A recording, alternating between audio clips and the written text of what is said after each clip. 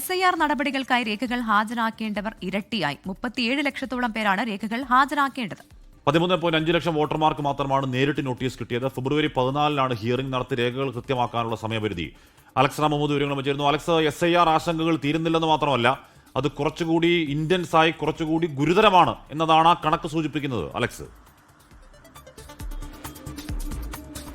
ഹാഷ്മി, തീർച്ചയായും സമഗ്ര വോട്ടർ പട്ടിക പരിഷ്കരണവുമായി ബന്ധപ്പെട്ട് കേരളത്തിന്റെ ആശങ്കകൾ വർദ്ധിക്കുകയാണ്. കേരളമെന്ന് പറഞ്ഞാൽ BJP ഒഴികെയുള്ള മുഴുവൻ രാഷ്ട്രീയ പാർട്ടികളും കേരളത്തിൽ ധൃതി പിടിച്ച് SIR നടപ്പാക്കുന്നതിനെതിരെ ആവർത്തിച്ച് രംഗത്ത് വന്നവരാണ്. എല്ലാ രാഷ്ട്രീയ പാർട്ടികളുടെ യോഗത്തിലും അവർ ഈ കാര്യങ്ങൾ ആവർത്തിച്ച് വ്യക്തമാക്കുന്നവരാണ്. നിലവിൽ 2002-ലെ വോട്ടർ പട്ടികയിൽ നിന്ന് വോട്ടർ പട്ടികയേക്കാൾ കൂടുതൽ നിലവിലെ വോട്ടർ പട്ടികയിൽ, അതായത് കരട് വോട്ടർ പട്ടികയിൽ അധികമായുള്ളത് ഏതാണ്ട് 19.32 ലക്ഷം പേരാണ്. ഇവർക്ക് നോട്ടീസ് അയക്കുമെന്നായിരുന്നു മുഖ്യ തെരഞ്ഞെടുപ്പ് ഓഫീസർ നേരത്തെ വ്യക്തമാക്കിയിരുന്നത്.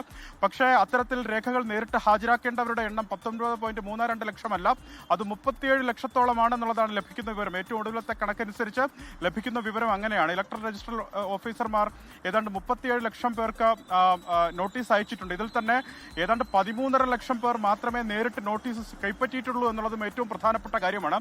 ലക്ഷക്കണക്കിന് ആളുകൾ വോട്ടർ പട്ടികയിൽ നിന്ന് പുറത്താകുമെന്ന ആശങ്കയിലാണ് എന്നുള്ളതാണ് ഇതിൽ ഏറ്റവും ശ്രദ്ധേയമായ കാര്യം. ഇതിൽ ശ്രദ്ധിക്കേണ്ട ഒരു കാര്യം, ഈ കരട് വോട്ടർ പട്ടിക പ്രസിദ്ധീകരിക്കുമ്പോൾ ഏതാണ്ട് 2.54 ലക്ഷം പേരാണ് വോട്ടർ പട്ടികയിൽ ഇടം പിടിച്ചിരിക്കുന്നത്.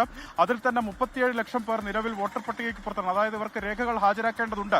ഈ 2002-ലെ വോട്ടർ പട്ടികയുമായി കൂട്ടിയിണക്കി രേഖകൾ ഹാജരാക്കണം. ഒപ്പം പേരുകളിലെയും മേൽവിലാസത്തിലെയും ഒക്കെ അക്ഷരപ്പിശകുകൾ ഉണ്ടായവർ പോലും ഇത്തരത്തിൽ രേഖകൾ ഹാജരാക്കണമെന്ന അവസ്ഥയിലേക്ക് എത്തിയിരിക്കുകയാണെന്നുള്ളതാണ് വിവരം. ഇതിനെതിരെ നേരത്തെ കോൺഗ്രസ് അടക്കമുള്ള രാഷ്ട്രീയ പാർട്ടികൾ തെരഞ്ഞെടുപ്പ് കമ്മീഷനെ സമീപിച്ചിരുന്നു. ഇതിൽ ഹിയറിംഗ് നടപടികൾ ഒഴിവാക്കാനാവുന്നവർക്ക് പരമാവധി ഒഴിവാക്കി നൽകണമെന്ന ആവശ്യം രാഷ്ട്രീയ പാർട്ടികൾ മുന്നോട്ട് വെക്കുന്നുണ്ട്. ഇതിൽ ഈ ഹിയറിംഗ് നടപടികൾ, അതായത് രേഖകൾ ഹാജരാക്കി ഈ കാര്യങ്ങൾ ഉറപ്പുവരുത്തേണ്ട അവസാന തീയതി ഫെബ്രുവരി 14-ആണ്. ഫെബ്രുവരി 21-ന് അന്തിമ വോട്ടർ പട്ടിക, നിലവിലെ ഷെഡ്യൂൾ അനുസരിച്ച് അന്തിമ വോട്ടർ പട്ടിക പ്രസിദ്ധീകരിക്കാനാണ് കേന്ദ്ര തെരഞ്ഞെടുപ്പ് കമ്മീഷൻ തീരുമാനിച്ചിരിക്കുന്നത്. അങ്ങനെയെങ്കിൽ ഇത്ര ധൃതി പിടിച്ച്, അതായത് ഈ പറഞ്ഞ ദിവസത്തിനുള്ളിൽ ഈ 37 ലക്ഷം പേർക്ക് ഈ നോട്ടീസ് നൽകാനാകുമോ എന്നും അവരുടെ രേഖകൾ പരിശോധിക്കാനാകുമോ എന്ന സംശയം നിലനിൽക്കുന്നുണ്ട്. വലിയ പ്രതിഷേധത്തിലാണ് CPM-ഉം അതുപോലെ കോൺഗ്രസും അടക്കമുള്ള രാഷ്ട്രീയ പാർട്ടികൾ.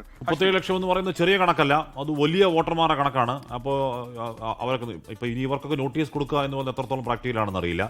നോട്ടീസ് കൊടുത്താൽ തന്നെ 37 ലക്ഷം പേരൊക്കെ അവരുടെ സകലമാന ആ ദിവസത്തെ എല്ലാ പരിപാടിയൊക്കെ ഇപ്പോൾ ചില ആളുകൾ അപേക്ഷിച്ച ശേഷം ബാക്ക് ടു ഗൾഫൊക്കെ പോയിട്ടുണ്ടാവും, അല്ലെങ്കിൽ ബാക്ക് ടു അമേരിക്കയോ ബാക്ക് ടു കാനഡയോ ഒക്കെ പോയിട്ടുണ്ടാവും. അവരൊക്കെ തിരിച്ചു വരിക, അല്ലെങ്കിൽ ഈ പറഞ്ഞ ഒരു ദിവസം എല്ലാ പണിയും മാറ്റി വെച്ച് ഹിയറിംഗിലേക്ക് എത്തുക. മാത്രമല്ല ഒരു ദിവസം ഇത്രയധികം ആളുകളുടെ എങ്ങനെയാണ് പിന്നീട് ഉൾക്കൊള്ളിക്കാനാവുക? ലോകത്തെവിടെയായാലും ഏത് സമയത്തും 24 വാർത്തകളും ഓഗ്മെന്റഡ് റിയാലിറ്റി പാക്കേജുകളും എക്സ്പ്ലെയിനറുകളും വിശദമായി കാണാൻ ഞങ്ങളുടെ YouTube ചാനൽ നിങ്ങൾക്ക് സബ്സ്ക്രൈബ് ചെയ്യാം.